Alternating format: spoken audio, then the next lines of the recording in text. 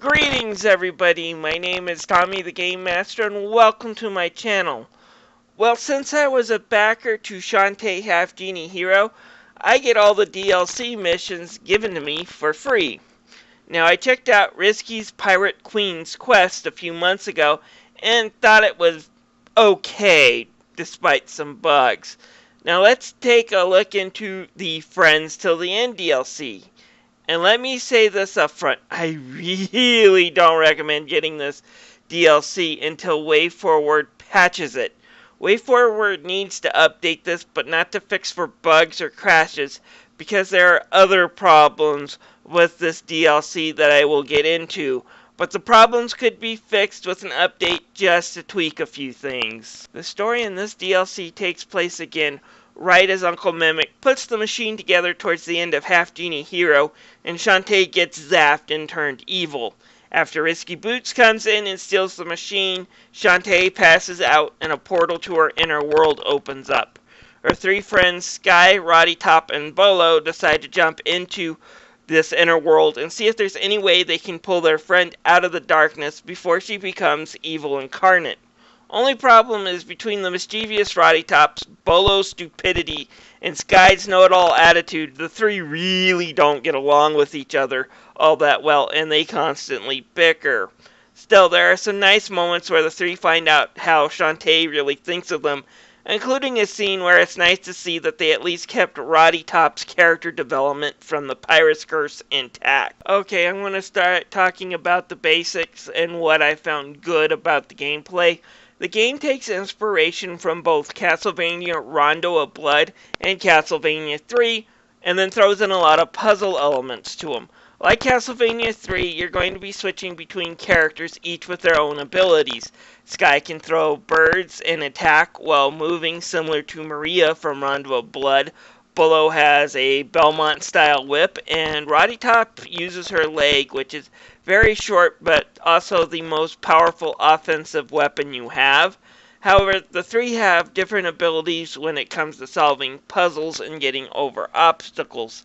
Sky can throw out eggs to create platforms, Roddy Top can throw her head and then teleport to wherever her head lands, and Bolo here has a hook that can get around obstacles. I found these puzzles easily to be the best part of this DLC. The stages have been reformed to fit them in, and yes, they're the same as Half Genie Hero. But just trying to figure out where to get past pits and obstacles using the characters added in a lot more fun and variety than Risky's weapons and the Pirate's Queen quest.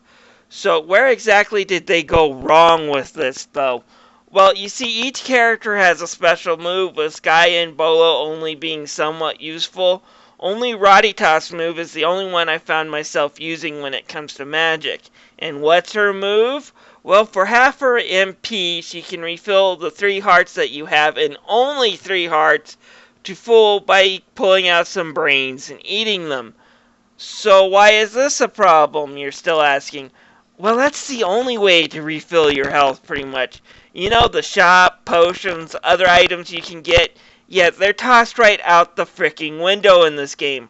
Roddy Top's ability is the only thing you can get to really heal yourself. No shop and no item or even menu to access these items to refill your group's health. And if you're wondering about the gems, they're kind of power-up gems. Collect enough and your character's attack strength increases a little bit, get hit, and then they go down a level and decrease, making the game that more frustrating. And no, unlike Risky, where there's still plenty of edibles lying around from enemies, in this one you get absolutely no healing items whatsoever outside of an occasional heart dropping out of a vase. You also don't get any health or magic refills when you get a game over screen, making it easy to actually get stuck in places. Now, I'm all for trying to make this game harder, as the main mode in Half Genie Hero was super easy, and I am glad Wayforward is trying to up the difficulty a bit in their DLC packs. However, when they removed the potions and other health items, they should have increased the likelihood of getting hearts and magic refill containers, and they didn't, leaving them incredibly rare even though you don't have the health item pickups that you used to have. which, yeah, makes this DLC mission more challenging, but for all the wrong reasons. A fix to make more hearts appear and to have more magic drops would have been greatly appreciated.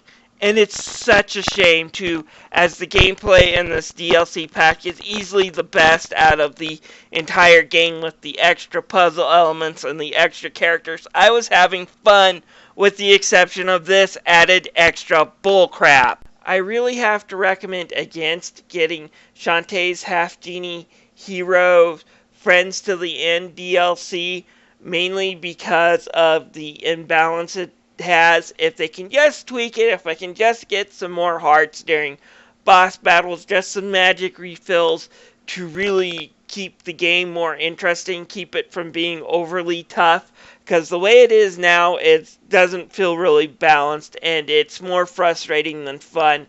And any game where you can actually get stuck and you can't move is not a good game to me, and hopefully Wayforward will come in and fix some of these mistakes they've made. In the meantime, this is Tommy the Game Master thanking you for watching this video. If you have any comments, feel free to leave them down below.